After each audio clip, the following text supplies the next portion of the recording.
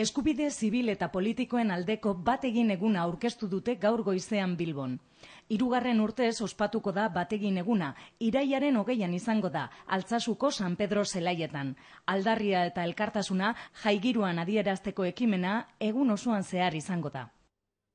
Beti eta beti demokraziaren alde eta eskubide zibil eta politikoen alde. Elkartuta, indarrak hartzeko, baita ere elkarrekin, gogoratu auzipetu politikoak garela azken finean jai honen deialdia egiten dugunak, eta zorionez beste hainbat eta hainbat herritar, kultura esparrukoak.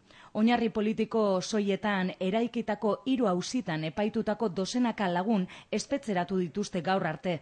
Beste hainbat herritar epaiketa eguna jartzeko zain daude. Bategin egunaren azken zehaztasunak aurkeztu dituzte. Egunean izango diren ekitaldiak azaltzeko, bertan izan dira porrotz pailazoa, oholtzan eta baso animazioan arituko diren taldeetako abeslariak, babarrun jana prestatuko duten taldeak, txikigunean izango direnak eta beste parte hartzaileen ordezkariak.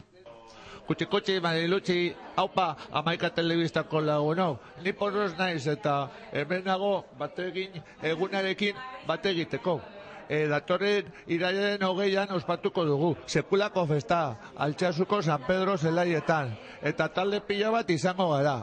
Pailazoak, Piriz da Poroz, Kukubiltxo, Goloka, eta etorriko dira musika taldeak, eta babarru janan 1000 pertsonentzat, eta paella eta taloak eta sardinak, eta ingo dugu egun pasa ederra, goizetik hasi eta gau arte. Bakizue, gu koloretako mundua nahi dugu, hizkuntza askokin, herri askokin, landare eta animalia askokin. Eta guk euskaldunok munduari gure kolorea eman behar dugu. Euskararena, gure nortasunarena eta gure balorena. Horregatik izango gara Altsasun datorren 20an. Zatozte gurekin, elkartasun egunare izango da.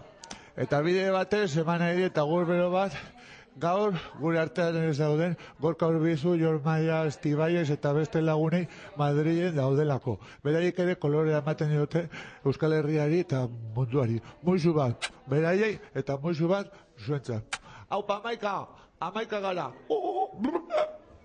Eskubide zibil eta politikoen aldeko bategin eguna ekitaldiz josita izango da, eta umoretsu eta duin ospatu nahi dute.